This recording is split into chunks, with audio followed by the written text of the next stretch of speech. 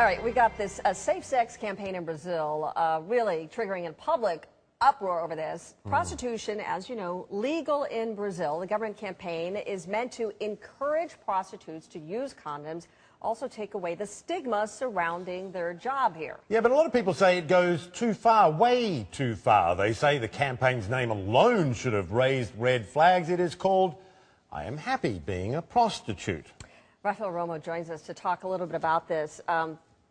Michael and I, we were discussing this with you earlier. Yeah. Who's happy to be a prostitute, for God's sake? How did they come up with this name? That's ridiculous. What were they thinking? Yeah. It was the creation of the director of the Ministry of Health's Office of Sexually Transmitted Diseases, AIDS, and Viral Hepatitis. And the idea was to, in a way, reach this community, the community of prostitutes in Brazil, which is very large, and tell them about prevention programs to stop the spread of sexually transmitted diseases. But it definitely, as you can see, it backfired. And let's look at the image so that our viewers can decide for themselves if it's a little too much.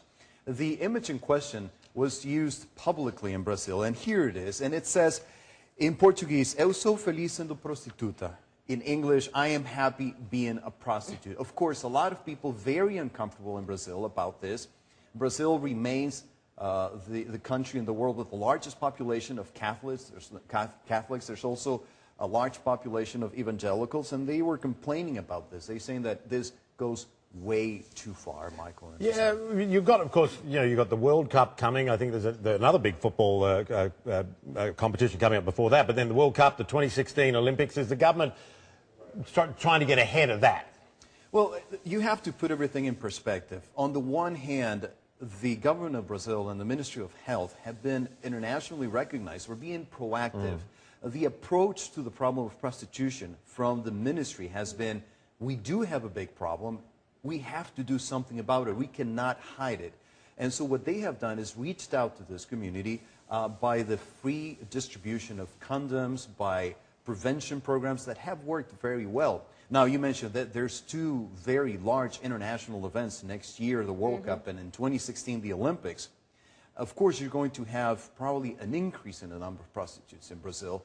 And the idea behind the campaign was that, to try to increase the knowledge. But then, as you can see, it backfired. Yeah, a lot of people complaining about it. I noticed, too, I mean, all of the ads here, they have women. And I know, prostitution is legal in Brazil. What about the men? Are there, I mean, obviously there are male prostitutes as well. Is there some sort of, is this directed towards them, this campaign? It is directed to both women and men. But by far, this problem is affecting women. And the other part of the campaign was trying to prevent abuse against prostitutes.